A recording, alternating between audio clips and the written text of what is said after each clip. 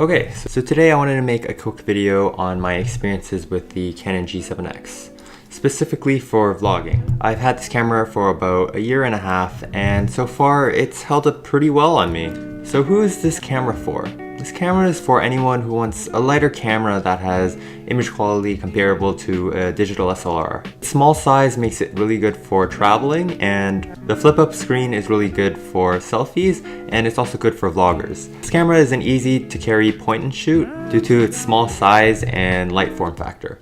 The camera is Wi-Fi ready, which means that after you take a picture with this camera, you can easily share it to a mobile device, which allows you to quickly share it on social media.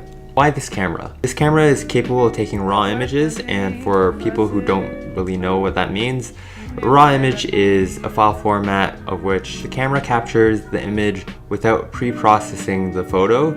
So when you put it on your computer and you want to edit it later, it'll allow you to have a greater control over the different factors. So like your whites, blacks, even the shadows and highlights of your picture. Now, it can only do this at a speed burst of 1 frame per second, which is not a speed demon by any means, but it'll get the job done if you don't need it to be very fast. This camera really excels in low light performance because it has a wider aperture of 1.8 to 2.8. That means that it'll allow the sensor to take in more light, allowing you to have better low light pictures. Now, this camera is similarly spec'd to the RX100 Mark III, but one of the reasons I got it was because of just the robust build. I've tried the RX100 Mark III in store, and it just didn't feel as sturdy or robust as the Canon G7x. I also bought this camera for about $650, and at the time of shooting, the RX100 Mark III, which does have the flip-up screen, is still sitting at about $1,000 Canadian.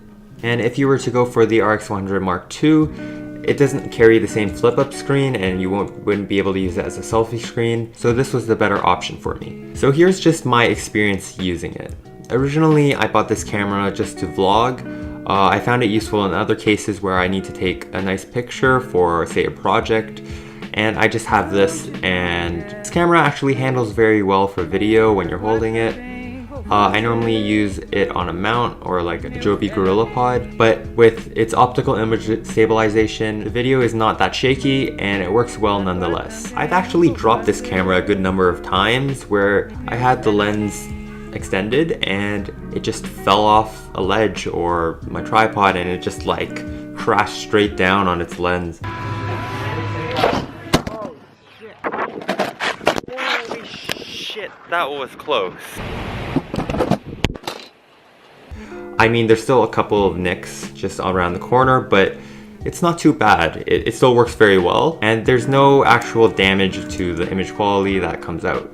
Like any other point and shoot camera, dust will gather inside the front element of your lens because every time it retracts and extends, dust will go on top of the lens and it'll suck that in. Now, this doesn't really affect the image quality either, just because you can only really see the dust on the front element of the lens when you point it directly at sunlight.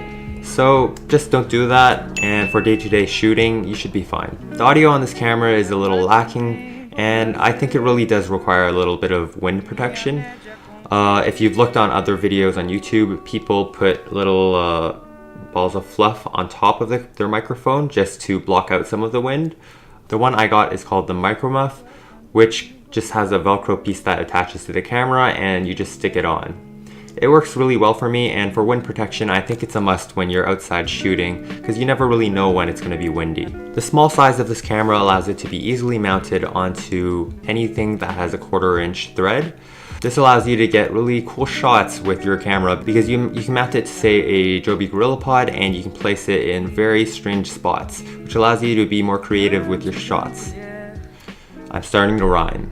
Okay. But overall, if you're planning to use it as a photo shooter, then I would suggest getting a digital SLR. So here are just some concluding thoughts I had on this camera. If not having 4K on your camera and not having slow-mo is okay, then this is a great option for a small compact camera. This camera is really great for casual shooters to get shots where you don't necessarily want to bring a big camera around, but you want to get something a little better than your average smartphone. In addition, this camera has a manual mode which allows you to change the aperture, shutter speed and ISO of the camera, which allows you to kind of control your image quality a little bit better. And I think this is really helpful if you just want to start getting into photography. You don't really want to invest that much on a big camera.